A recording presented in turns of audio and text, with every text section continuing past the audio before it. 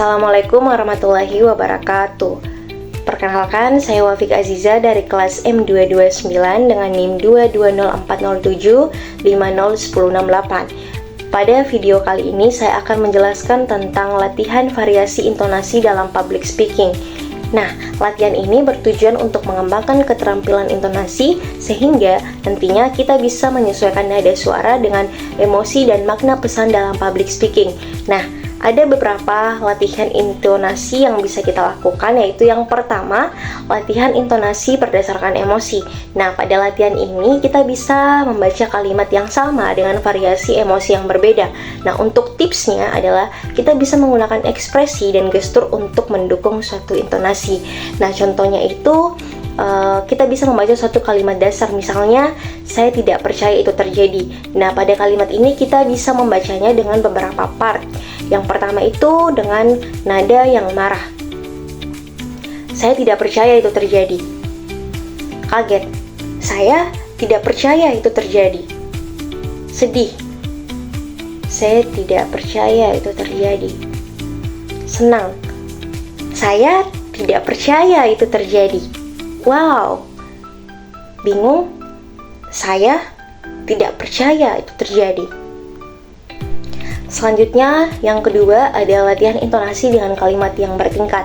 Nah, di sini kita bisa membaca suatu teks dengan intonasi naik, datar, dan turun untuk menyampaikan nuansa yang berbeda.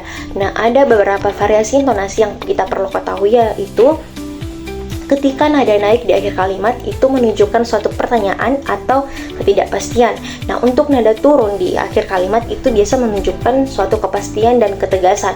Nah, untuk nada datar di tengah kalimat itu biasa menunjukkan informasi itu netral. Nah, untuk tipsnya yaitu yang pertama, gunakan nada naik untuk kalimat tanya. Nah, yang kedua itu ada gunakan nada turun untuk pernyataan yang tegas. Nah, untuk gunakan nada datar untuk membangun ketegangan.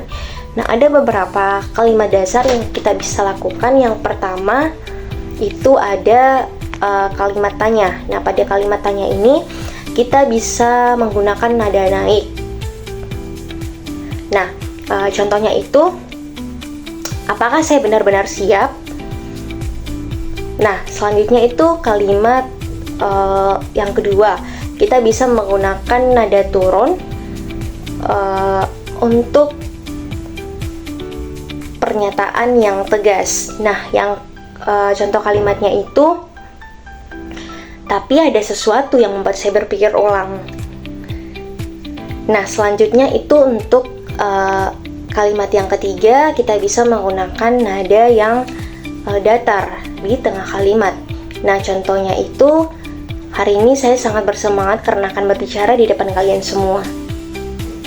Selanjutnya ada latihan yang ketiga, ada latihan intonasi berdasarkan jenis pesan. Nah, dalam latihan ini kita bisa mengucapkan kalimat dengan intonasi yang sesuai dengan tujuan komunikasinya. Nah, contohnya itu misalnya tujuannya kita untuk menyampaikan suatu pesan dan motivasi. Nah, kita biasa mengucapkan kalimat ini dengan penuh nada yang energik, semangat, dan nada yang naik turun. Nah, contohnya itu, kalian pasti bisa mencapai impian kalian. Jangan pernah menyerah. Nah, untuk contoh yang kedua itu ada contohnya kita memberikan suatu peringatan atau ancaman. Nah, biasanya ini kita menyampaikan itu dengan penuh nada yang tegas dan nada yang turun di akhir kalimat. Nah, contohnya itu, jangan pernah meremehkan persiapan sebelum berbicara di depan umum.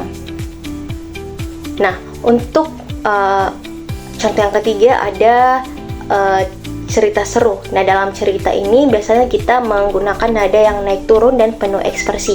Nah, contohnya itu, kemarin aku mengalami kejadian yang sangat menegangkan. Bayangkan, aku hampir jatuh dari panggung. Nah, contoh yang keempat itu ketika kita biasa mengucapkan suatu pernyataan yang serius. Nah, dalam mengucapkan pernyataan tersebut, kita biasa menggunakan nada yang dalam, lambat, dan turun di akhir kalimat. Nah, contohnya itu, sebagai pemimpin, kita harus bertanggung jawab atas keputusan yang kita buat. Nah, selanjutnya itu ada latihan yang keempat, yaitu latihan perubahan intonasi dalam dialog. Nah, di sini kita bisa melakukan latihan ini dalam bermain peran dengan membaca dialog dengan menggunakan intonasi yang sesuai. Nah, contohnya itu, misalnya, Hei, aku punya kabar baik. Apa itu? Cepat ceritakan. Aku lolos seleksi lomba pidato nasional. Serius, itu luar biasa. Tapi, aku mulai merasa gugup. Tenang, aku yakin kamu pasti bisa. Nah, itulah contoh dialog tadi yang bisa kita lakukan.